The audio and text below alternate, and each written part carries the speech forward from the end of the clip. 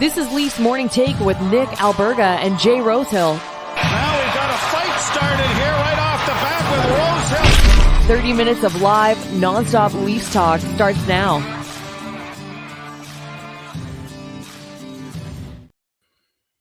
Oh, yes. Viva Las Vegas. It took 6 long years, but finally the long drought is over in Las Vegas. Presented by Betano. It's the Wednesday edition of Leafs Morning Take. Nick Alberga and Jay Rosa with you. What's up, Rosie? How are you, buddy? Long awaited championship. Okay, buddy. I don't know, man. That's pretty nice of them for their owner to say we're going to do it in this long, and they just get it done. They just started. They have no history, and already they're Stanley Cup champs and Stanley Cup finalists. It's pretty unbelievable, actually, for an expansion franchise. Imagine the pressure Bruce Cassidy felt knowing that Bill Foley quote that we'd win a Stanley Cup in the first 6 years. He enters in year 6, and Bruce Cassidy brought this up last year. But again, a lot of the Vegas victory coming up. We'll relate that to the Maple Leafs. But the breaking news off the hopper this morning, in the least shocking news ever, Jason Spezza is headed to Pittsburgh as an assistant GM. Your initial thoughts, Rosie? Who's coming with me? It was Jerry Maguire and Jason just, me, daddy. You could tell he was like his right-hand man. He was on his hip. As soon as Dubas got fired, Spezza stepped down. You knew there was a conversation there. Hey, wherever I go, you're going. And, not a huge surprise for him to be the assistant GM there and kind of be working along with Dubas in another way and whatnot. But again, it makes me think, like, what is it about Dubas that breeds this loyalty and this desire for teams to feel like they need to have him, or people like Jason Spezza feeling like they need to follow him? Like, he must have this kind of a mind or a charisma. Like, I'd like to sit in on a meeting with him or something and see. He seems like a smart, intelligent guy, but again, like, why does he have that pedigree already so early in his career at his young age when he really hasn't? I mean, he's accomplished things as far as getting to these points to have these titles on these big outfits like the Toronto Maple Leafs. But as far as having that high pedigree where he's just a must-make guy, it's just kind of interesting. And obviously another sign of that proof is Jason Spezza following him to Pittsburgh. At risk of being insensitive, man, there's just so many similarities to David Koresh. I don't know if you saw that Waco documentary a couple months back, dude. I just can't stop drawing comparisons. Like, people will die for Kyle Dubas. And I understand, too, like, everybody's got their guy. Very similar to Brad Treliving bringing in Shane Doan. Everybody's got their guy or their team or the people they trust. So I understand the move. I really do. And quite frankly, I think it worked out for all parties involved. Kyle Dubas got a promotion, and now Jason Spezza got a promotion, right? He was an assistant to the GM, slightly different title. Now he's an assistant GM in Pittsburgh. I could just wonder what these people truly do behind the scenes that make them who they are. But that's a question probably we'll never have answers to. Obviously, there's the relationships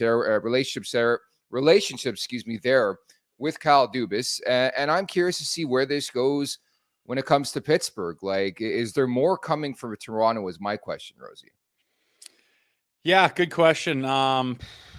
It's hard to say, man. It's kind of that dog days of the year. They're putting their ducks in a row, and it's like any point in time, there could just be a headline breakthrough on anything. Like, go Toronto Maple Leafs. It could be a trade. It could be an announcement. It could be, an addition of another top executive brass type guys. And, I think it's smart for Treliving to have hockey minds around him. And I think he's already expressed that you want guys around you who have been places that can challenge you. And when we had Berkey on our show too, I like the way he said, you want guys that can, challenge you, have a different avenue of thinking that maybe you wouldn't have got to on your own. And just, you want all avenues explored before you make these big decisions. And for a GM who ultimately you do want to have the last say, but you want to make sure you have all the information and all the angles covered before you do pull the trigger on any big decisions.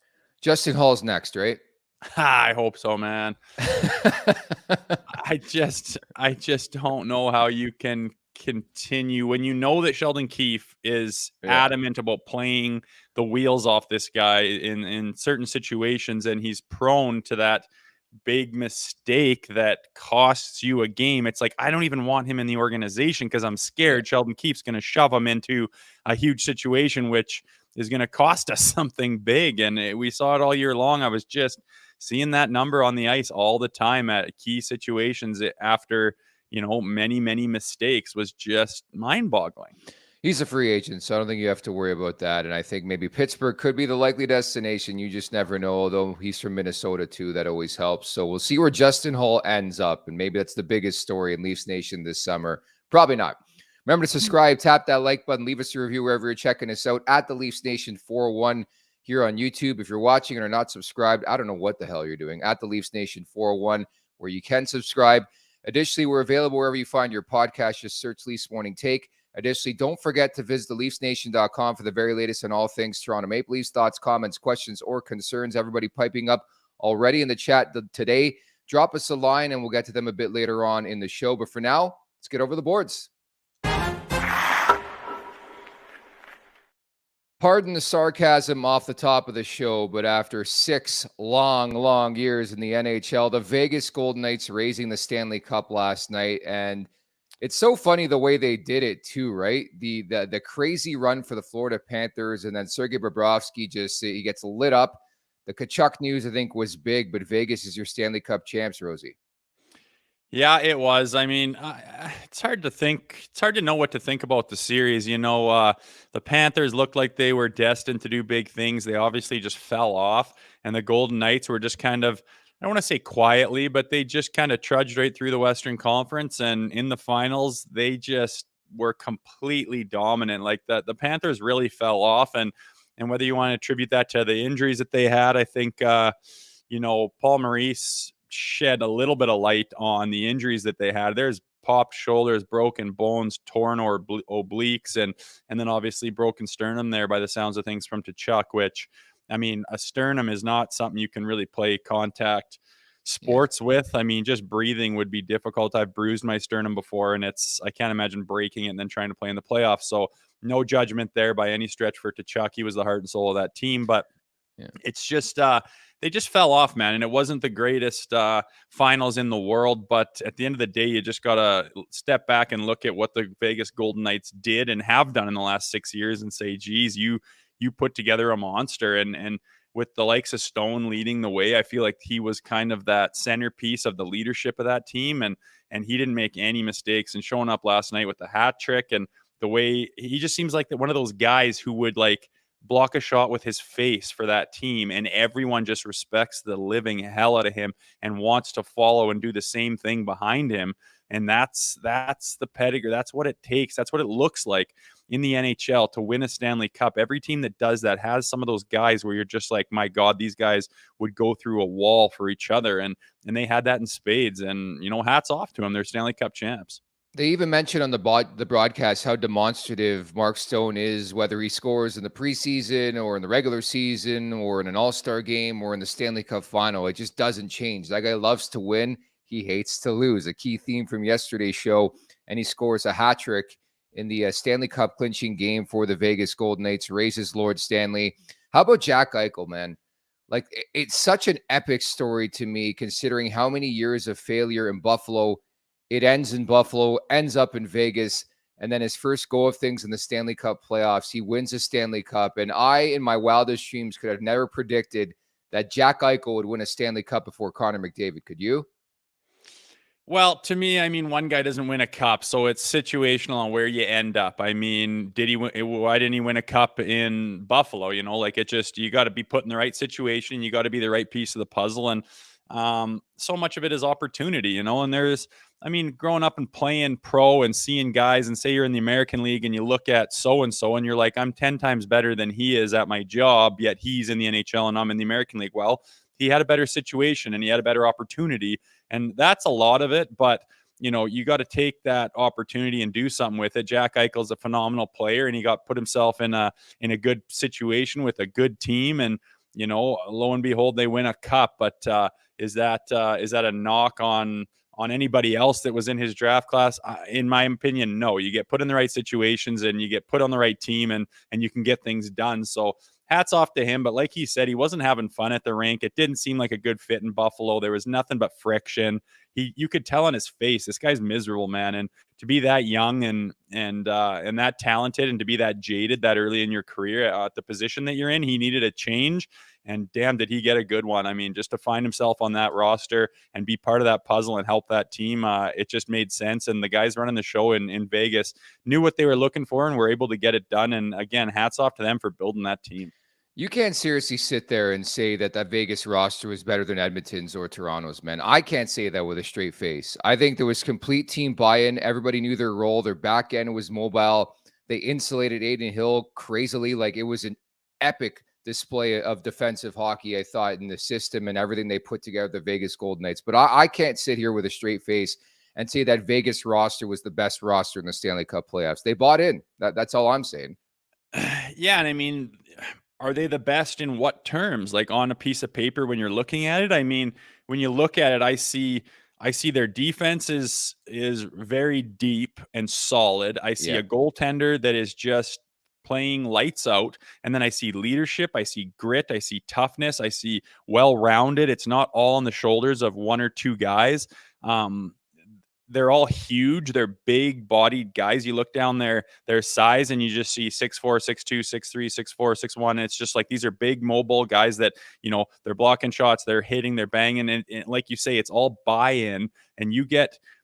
that's a testament. They are a better team than the teams you said. They're a better team than the Toronto Maple Leafs. The Toronto Maple Leafs hang their hats on three guys that need to win for you every single night, and they just don't, especially in the playoffs, because they don't seem to have, or at least are unable to show, that grit that a Mark Stone has, where you're just willing to die for the team. They don't have that. They don't show that. There's not sweat beating off the end of their beards. They're just kind of like in the headlights, and they don't get it done, so that they aren't a better team. They're not a better team than the Vegas Golden Knights. The depth and the buy-in and the leadership, and that's just what it takes. They're a better hockey team because you don't need flashy $13 million guys. You need defense, you need goaltending, you need grit, and you need leadership. And that's what they had in spades. Yeah, pound for pound, I was intimating that the talent level, like there's better talent level on rosters around 100%. the NHL. And 100%, I think you would agree with that. I completely agree as well. Like, the buy-in was there, the chemistry. It takes a lot more than a couple players to build a cup-winning team. And I know some people are annoyed or pissed off that Vegas wins this quickly, but they did an impeccable job of putting this roster together. Because, again, you look at this team a couple weeks back, you're like, there's no chance in hell they're winning a Stanley Cup with Adin Hill. And lo and behold, here they are. They got two number one defensemen. They got a number one C. They got a legendary captain in Mark Stone. Everything comes together. And they got key contributors when it mattered most. I mean, just look at the final game in Game 5. Mark Stone, Jack Eichel, Alec Martinez, Adin Hill, Jonathan Marchessault sort of comes out of nowhere, wins the Conn Smythe. These are the type of efforts you need in the springtime, right? Yeah, for sure. You need that. I mean, with the Leafs, you're waiting for someone to do that. You're waiting. You're going, okay, can these, additions of O'Reilly's and these Acharis, and can these guys on the back end and this goaltender, and you want that story, and you're waiting for it. You want everyone to rise up and come together and just put together this monster of a team that just bulldozes whatever's in their way and runs all the way to the cup. That's what it takes. And they always seem to fall short, and they always seem to have a hiccup, and they always seem to get in a position where they need to dig out and they just don't. Yeah. And it's consistently that way, and they just haven't been able to find that formula. And if you win a Stanley Cup or a championship of any kind, you're going to get those things that fall into place. Those Adin Hills are going to rise up and say, I'm the man. You're going to get those guys that you just alluded to stand up and say, we're here, we're playing together. It's team first, and they're all playing out of their asses. And it's like, that's what it takes every single time you see a guy or a team win the Stanley Cup. They have that formula that all comes together, and all the holes are filled. There's no gaps, and they just trench people. And that's what that team did this year. That's what we want the Toronto Maple Leafs to do, but they're just struggling to find that formula. And again, it is as difficult as ever to do in Toronto than it would be in Las Vegas to get that done, with every fucking little step you take and minute detail just dissected and torn apart and argued and debated. It just makes it so much harder. But at the end of the day, that's the market you're in. You got to try to find a way to get it done, and it comes down to the players and the leadership. Yeah, naturally, that's the question for me is what can the Maple Leafs learn from Vegas' Stanley Cup run? And I think you hit the nail on the head with everything you just said right there, that it's got to be complete team buy-in and there's got to be that depth. And your number 60's got to be as integral as your fourth line center, right? Like I think you look at this Vegas team, that was the amazing thing for me is like every player knew their role and they played it to a T. And even when a couple guys got injured early on in the Stanley Cup playoffs, like the Ben Huttons of the world came in and were locked down and did their thing and then came out of the lineup. Like even, the stories about Phil Kessel, like he hadn't played in a long, long period of time. Every day he showed up with a smile on his face, and that really pumps the energy into a group, no? For sure. I mean, when you get to that level of the playoffs and that deep, I mean, you start to get that family feeling and that bond and that camaraderie, and like everyone's bought in, and the coach is like, no more yelling and this and that and discipline and we're gonna bag skate it. It's just all like we are just a family. We are all on the same page. We are ready to like give up everything. All of our energy and all of our commitment is going right into this team, and everyone just starts clicking and clicking and clicking, and all of a sudden you just got this big train running down the track, and it's, you got that momentum, and like you say, you get the fourth line and the third line, everyone's standing up, and it's just this just equal wave of lines going back and Yeah. forth. And yeah, it's headman by your leadership and by your big studs in your first two lines, but it's just like wave after wave. You can run the bench and just roll it, and everyone's on the same page. And like I said, the sweat is flying, and they're pissed off, and they're intense, and they're going to do anything to win. And I just don't see that in the Toronto Maple Leafs this year in the playoffs. I mean, sure, they got through and they got by and won a series, and that's great, but they just don't have that intensity that you can just be that freight train of a blue and white wall running through series after series right to the finals and winning that cup. Like, they don't have it yet. They're not there. And in my mind, the Austin Matthews and Mitch Marners of the world need to step it up and get grittier. And if they're going to win in the playoffs, that's what they're lacking. They don't have any grit. And you look at Mark Stone and see what he's will. That guy would block a shot with his face, and not even close to that type of buy-in from the Toronto Maple Leafs so far. The other thing I noticed too was the coaching, and this by far is an indictment on Sheldon Keefe because I think it's so hard to win in this league. But I think if you can remember from day one of the regular season, Bruce Cassidy's Vegas Golden Knights set the tone for the year, right? Like they played with 5 different goalies. It didn't matter. They were so structured. They insulated their goaltenders. They formed, a really, really good cocoon in front of these guys and played defensive hockey first. And I think from that standpoint, the Leafs can learn quite a bit of how to win hockey games when it mattered most. Because I thought Bruce Cassidy's not getting much love right now. He did a tremendous job with this roster.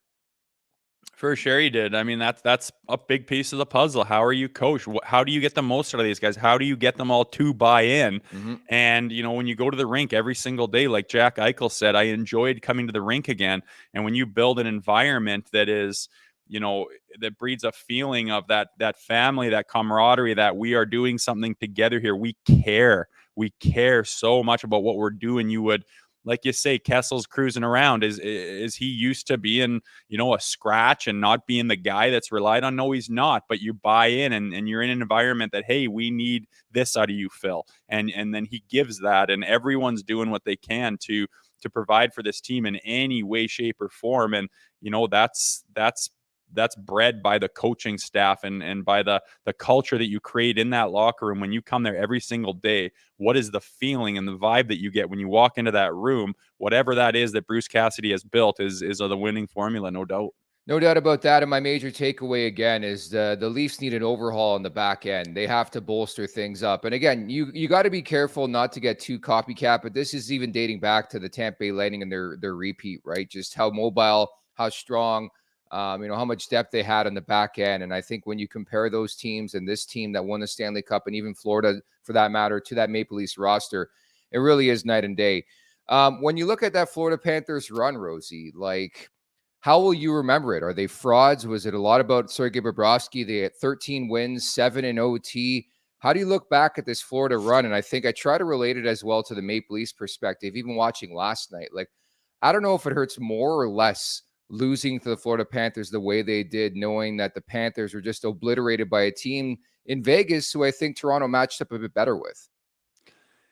I don't think they're frauds by any stretch of the imaginations. I think it'd be hard to argue that the East this year is not deeper than the West. And I got a buddy who argues with me at that. I don't know where he just says the last two champions have been from the West. And that almost proves my point that they're fresher, it's easier, and you can get there easier. I think the road to the finals was easier for the Las Vegas Golden Knights than it was for the Florida Panthers. I mean, you got to run through Boston. Are you kidding me? And Toronto was a big team in the regular season, and then you got to go through Carolina, who people had them picked to win the cup. That's a tough run. I'm not saying Vegas wasn't, but they were banged up and beat to hell. They had to go to war to get to where they were. And as we mentioned before, the amount of injuries and broken bones and stuff that was popped out, those guys were battling like absolute crazy. And at the end of the day, I think that a little bit too much of the magic that they had was in their goalie Bobrovsky, and was in the ability of Matthew Tkachuk to score those game tying and game winning goals and just not allow that team to fail. And you call that magic, or you call that chemistry, or whatever you want to call it, it fizzled out. And I truly believe that they had too big of a break in between the Eastern Conference Finals and the Stanley Cup Finals. You got I don't even know how many days. Was it 8 or what, more? Florida? 10. It was 10 days.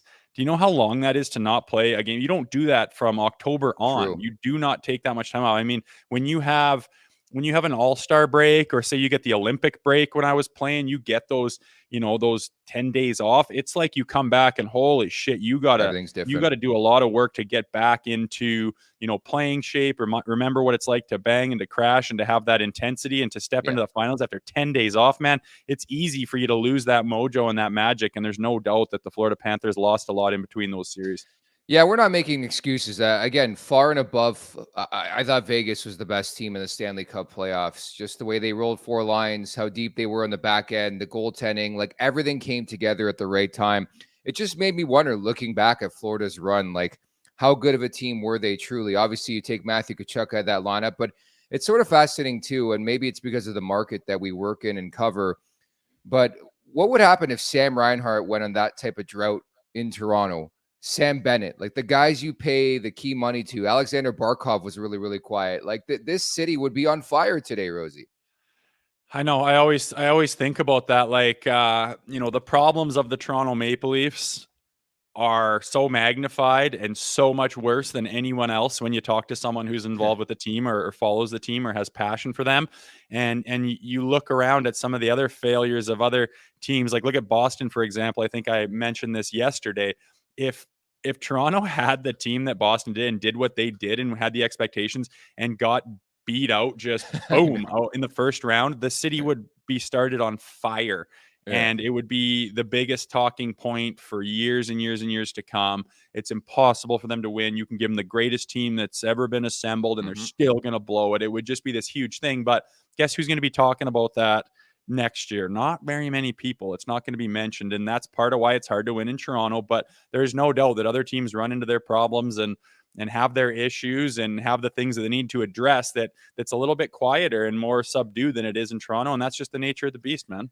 They'd have to fly you in to put out the fire all the way from Calgary to Toronto if there was a fire to be started after that. That's how big this fire would be. Yeah, I think you'd want someone else, to be honest with you. But I don't know if I would trust you putting out a fire, even if that's what you do. I'm a professional, Nick. You are a professional and a professional broadcaster now as well. Speaking of which, the Betano wrap-up is presented by Betano.ca. The game starts now, 19 plus. Please play responsibly. And for today's bet, we're going to look at the Toronto Blue Jays, the lowly Toronto Blue Jays. And they were pumped last night by the Baltimore Orioles 11-6. Today, Jose Barrios on the hill against Kyle Bradish.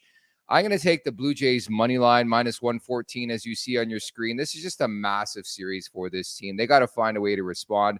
So I'm hoping that response comes here when it comes to the Blue Jays, Rosie.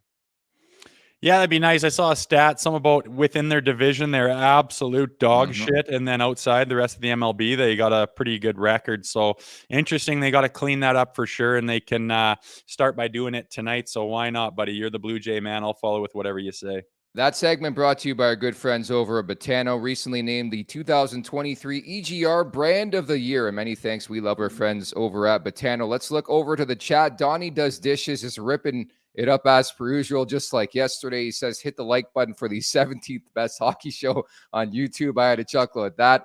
The original 6 in Vegas hoisted the cup. I like that touch, by the way. I don't know about you. And it started with the face-off to start the game, where the Misfits line, the original Misfits line, started the game. Thought that was a great touch by Bruce Cassidy. And then Riley Smith has been an assistant captain since the inception there, gets the cup first from Mark Stone. Yeah, it's pretty cool. I mean, there's you can't really talk about them without mentioning, that expansion draft and the amount of success they were able to have right out of the gate. And I think it made the NHL kind of scramble to reevaluate how that goes. But at the same time, you don't want to make an expansion team and just have them be bottom feeding shit bags for a decade. Like, that doesn't help anybody. So it's difficult to know how to do it. But without a doubt, they were able to pick a team that of unprotected players throughout the league that was able to put together a pretty darn contending team right out of the gate. And again, you could do that again and fall flat. It's not to say that they had it easy. The powers that be that were picking and choosing and building that team, they picked a good one and they got the job done. So all you can do is take your hats off and say congrats to them. Donnie also writes in, the Panthers belong there. I couldn't agree more. I really thought the Panthers were a team of destiny, but again, maybe I just wasn't giving enough credit. And I put this out on Twitter yesterday. I like to have fun, and I'm self-deprecating. My hot take going into the season, dude, I went on missing curfew with Shane O'Brien and Scotty Upshaw before the season. My hot take was that Vegas was going to miss the Stanley Cup playoffs, and I look like a fucking idiot today. But that's what happens when you're in media. Sometimes you have good takes, sometimes you have bad takes, and I think they deserve all the credit in the world, man. The Bruce Cassidy hiring, everything fell into place, picking up Jack Eichel, the Pietrangelo signing. I know people will say what they want about this team and how they circumvented the cap, and Mark Stone magically shows up for game 1 of the Stanley Cup playoffs. I get it. When push comes to shove, they won 16 games, and no other team did this year.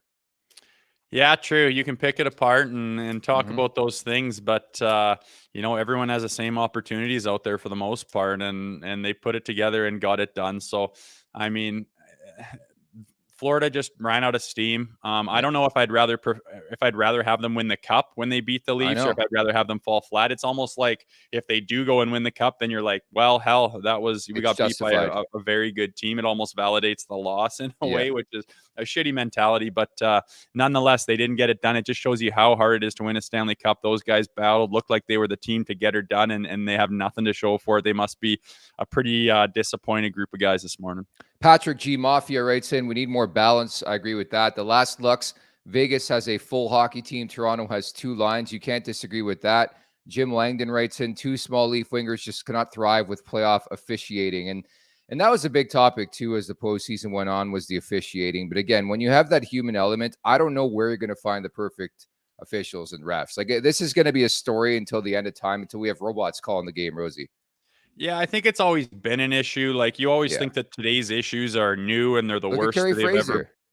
What's that? Look at Carey Fraser way back when, right? Yeah, totally. It's always been an issue and people bitch about it. But my problem nowadays with the officiating is just consistency. Like, if you want to call these little one-handed, slashes that don't even amount to anything in the playoffs, and the hand goes up, and then, some guy's water skiing behind a different guy and the hand doesn't go up. It's kind of like, I would rather them just be able to play playoff hockey and be able to just throw the whistle away and just let them play the intensity out. But if you're either going to do that or you're not, but you can't half and half it. It just breeds so much frustration with players. They don't know what's allowed and what's not. It has to be consistent. I think the biggest problem with the NHL officiating right now is we're not sure what's a clean hit. We're not sure what's a slash and a hook, and they don't know where that line is, and that trickles down to the players. They don't know where that line is. What am I allowed to do and what am I not? And that was my frustration with the playoffs this year. Yep, I'm with you there, Rosie. We'll have a lot of time to dissect what's transpired and a lot of time to look ahead to what is expected to be a crazy and chaotic offseason. The NHL draft is 2 weeks away. Got free agency coming up on July 1 back in its original place. So this should be a lot of fun. Let the silly season begin, Rosie. And again, the Vegas Golden Knights, your Stanley Cup champions for 2023. They are, and while they're celebrating, I have this feeling that something's going to break here soon with the Toronto Maple Leafs organization. Something this week to mid next week. I have a feeling something's happening, so we're just going to wait for that breaking news, and who knows what it'll be. Does the last name rhyme with Ben? Possibly. Oh, shit. Insider information. At least No, what it it's takes. not. So we'll It's leave you with not that. any, and I haven't even talked to Luke, but Yeah. I feel like something will start happening here. Yeah. I feel like Tree Living wants to pull a trigger in some way, shape, or form. Yeah, we're all waiting for that bomb to drop. Very similar to when everything went down with Kyle Dubas. Again, I'm just speculating. We don't know anything with Luke Shen. I don't know. There's a lot of smoke where there's fire and vice versa with that situation. I think it makes a lot of sense to bring back Luke Shen, but we'll see what happens over the next couple weeks. We'll leave it at that. Again, that's Jay Rosehill. Many thanks to everybody in the chat. Producer Aaron on fire as per usual. I'm Nick Alberga. Thanks so much for listening and watching, and we'll talk on Thursday. Take care.